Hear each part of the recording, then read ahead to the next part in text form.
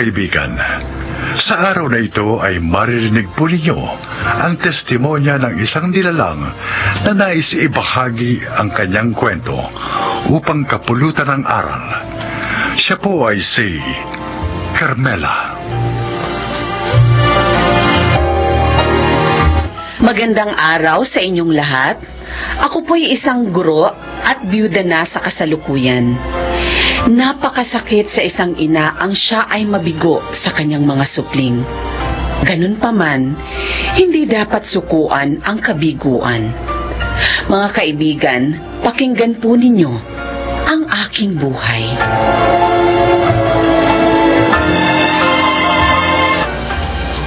Here I am, Shane. Mabuti naman pinuntahan mo ako kaagad dito. Ano bang sasabihin mo sa akin at tinawagan mo pa ako? Rex, may problema tayo. Problema? Ngayon lang ulit tayo nagkita mula nung may nangyari sa atin sa birthday ni Briggs. Rex, I'm pregnant. What? Pero isang beses lang na may nangyari sa atin, Shane. Oo nga eh. Isa nabuntis ako, ano magagawa ko? Shane, hindi kita maaaring panagutan. Ikakasal na kami ng girlfriend ko. At saka wala naman tayong relasyon eh. Lasing tayo parehas noon.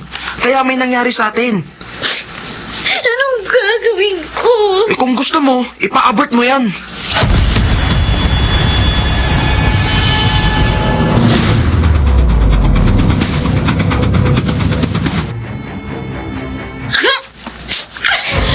Aray ko naman, bakit wala nampal? Dahil malandi ka. 19 ka pa lang, nagpabuntis ka na. Ikaw rin naman 19 na mabuntis ka, ate. Sobra ka. O yun na nga. Nadisgrasya na ako. Gumaya ka pa. Hindi ko naman alam na magkakaganito eh. Panibagong kahihiyan na naman ito para kay inay. Ate, tulungan mo ako. Hindi ko alam kung paano to sasabihin kay inay. Bakit, Shane? Anong dapat kong malaman? Nay. Sabihin mo, ano yun? Ate Cherry. Ang bunso niyo, Nay. Buntis. Ano? Nay. Bakit ka naman nagpabigla-bigla, anak? Hindi ka muna nagtapos ng pag-aaral? Sabihin mo, sino ang ama ng dinadala mo? Nasaan siya? Hindi po niya ako maaaring panagutan ni Nay. Ano? Ang ibig sabihin, anak naman, bakit ka pumatol sa may asawa? Pinatap ko siya, Nay. Kaya lang, hindi ko po siya nobyo. Lasing lang po kami noon. Kaya po may nangyari sa amin. Diyos ko! Una itong ate mo, naging dalagang ina. Tapos ngayon, ikaw naman. Patawad po, Nay. Bakit niyo ba ako pinarurusahan ng ganitong mga anak? Bakit? Nay, tama na po. Ano bang kasalanan ko sa inyo? Ano kasalanan ko sa inyo?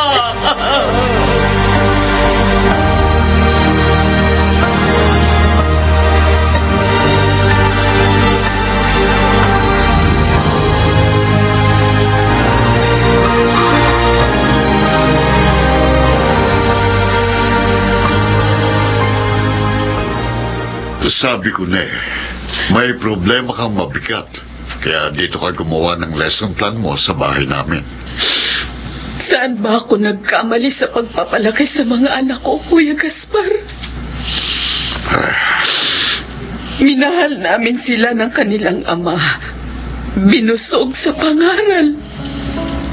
At nang pumanaw si Pulding, nagsikap ako upang mabigyan ng magandang kinabukasan sina Cherry at Shane.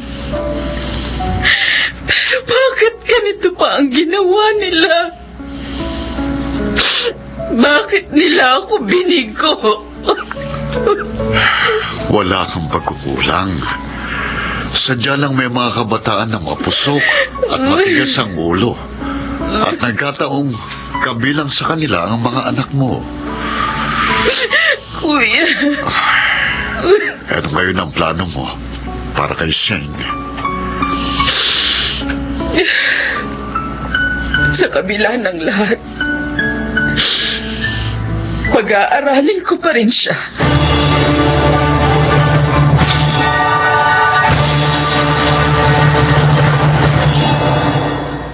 Malaki na palang tiyan mo, Shane. Opo, Tio Gaspar. Mabuti nakakaya mo pang pumasok sa university. Kaya ko pa naman po. Sayang naman po kung hihinto ako eh. Next month po, tapos na yung klase namin. Ikaw naman, Cherry. Kumusta? Nag-start na po ako sa trabaho ko sa call center, Tio. Mabuti naman at natanggap ka. Kaya nga ho eh. Ngayon, mabibili ko na yung mga pangangailangan namin mag-ina nang hindi umaasa kay inay. At mapag-iipunan ko na rin yung para sa future ng baby ko. Sana lang mga pamangkin, maging aral na sa inyong nangyari upang maging maingat na kayo at huwag maging mapusok. Talagang yun po ang gagawin namin ni ate, Tio Gaspar. Kawawa naman po si inay eh. Pati po siya, tampulan ng chismis dahil sa amin.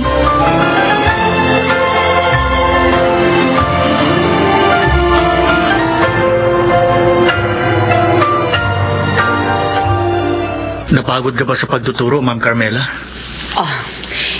Ikaw pala, Sir Willie. Hindi naman.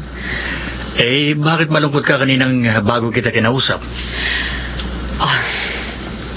May nakarating na balita sa akin. Yung ibang teacher daw pinag-uusapan ako dahil sa nangyari sa mga anak ko. Huwag mong intindihin ang mga yon. Wala ka namang masamang ginagawa sa kanila eh. Yun ang importante. Nasasaktan lang ako. Dahil sabi nila, naturingan akong teacher, nagtuturo ng kagandahang asal sa mga kabataan. Pero ang mga anak ko, disgrasyada. Hindi mo naman kasalanan yun. Kaya nga pinipilit kong maging matatag at huwag intindihin ng chismis. Dahil alam kong kailangan ako ng aking mga anak at ng mga estudyante kong tinuturuan ko. Kung sinasagot mo na ba ako, pwedeng hindi ka na magturo dahil ako na mag-aasikaso sa mga pangangailangan natin. Willie, sinabi ko na sa'yo noon, wala na akong planong mag-asawa. Tama na sa akin ang aking mga anak at ang aking propesyon.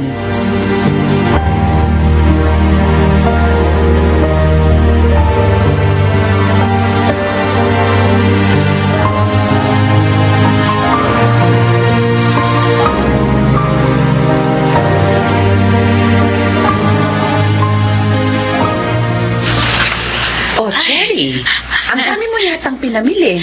Payday po namin ngayon. Kaya namili ako ng mga kailangan namin ni baby. Pati na rin ng mga kailangan natin dito sa bahay. Baka wala nang matira sa'yo. Meron po. Malaki yata sahod ko sa call center. Nagtabi na nga po ako para sa savings ko. Tama yan. Mag-ipon ka. Para sa kinabukasan ninyo ng apo ko. At saka ako na rin po pala yung magbibigay ng sweldo ng yaya ni baby, Nay. Kaya na ba ng budget mo? Opo! Nay, Mm. salamat po ha. Saan? Dahil tinulungan niyo akong bumangon nung madapa ako. Kahit na nabigyan ko kayo ng kahihiyan, inalalayan niyo pa rin ako. Pangako, Nay, hindi na po ako madadapa. Hindi ko na uli sasaktan pa ang inyong damdamin.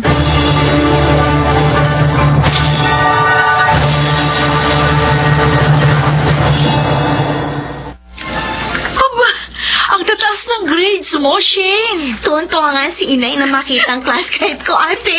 Mas mataas pa nga yung grades mo ngayon kesa nung hindi ka pa buntis. Ay, totoo yun, ate. Dahil doble nga ang pagsisikap ko ngayon eh. Hindi lang para sa amin ang magiging baby ko, kundi para matuwa naman si inay. Oo. Gusto ko rin makabawi sa sakit ng damdamin na ibigay ko sa kanya eh. O, ano naman ang plano mo kapag nakapanganak ka na? Gusto ko sana magtrabaho para sa amin ang baby ko. Tapusin mo na lang ang pag-aaral mo at yung kursong kinuha mo. Iba rin kasi kapag may tinapos. Tutulungan naman kita. Totoo, ate? Oo, totoo. Tutulong ako sa mga pangangailangan mo.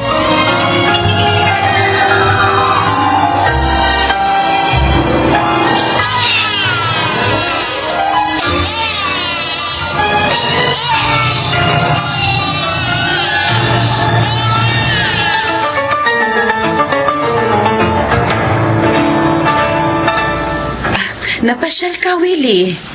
Dinadalaw kita, Carmela. Namimiss kasi kita. Ah, ikaw talaga. Puro ka biro. Totoo yun. Hindi ako nagbibiro. Talagang namimiss kita. Di ba sabi ko sa'yo, maging magkaibigan na lang tayo. Marami na akong inaasikaso. Kaya wala na akong panahon sa pag-ibig. Tingnan mo nga, oh. Narito pa at alaga ko ang 2 apo ko. Nasaan ba mga nanay nila? Si Cherry, na mami ni Eileen, nasa office. Yung yaya naman niya may sakit. Kaya ako na munang nag-aasikaso sa kanya. Si Shane naman, na mami nitong sanggol na lalaki, nasa university, nag-enroll. Carmela, sabihin mo nga sa akin. Talaga bang maligaya ka na sa buhay mong ganyan? Kaligayahan kong tulungan ang aking mga anak upang maging matatag sila. Pati na ang aking mga apo.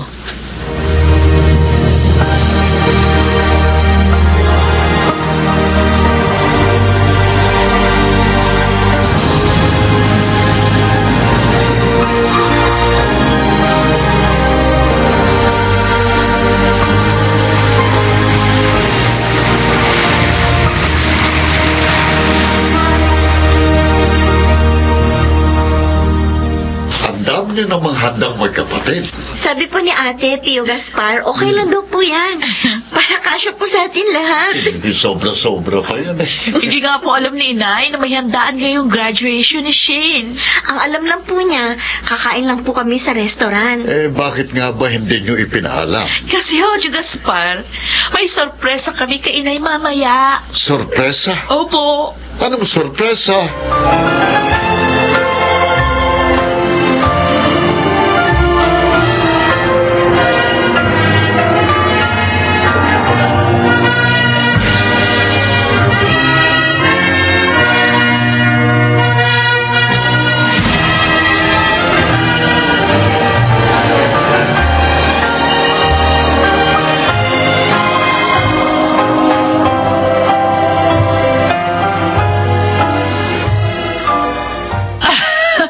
Talagang magkapatid.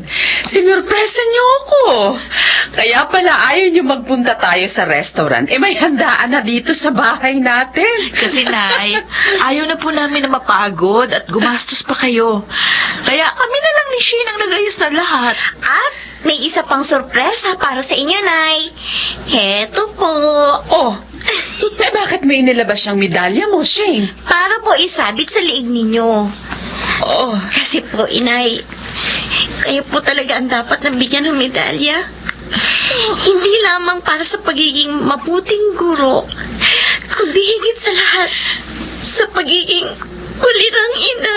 Tama po si Shane, Nay. mga anak ko. Maraming salamat po sa tulong at pagmamahal niyo sa amin, Nay. Utang po namin ni Shane sa inyo ang aming tagumpay.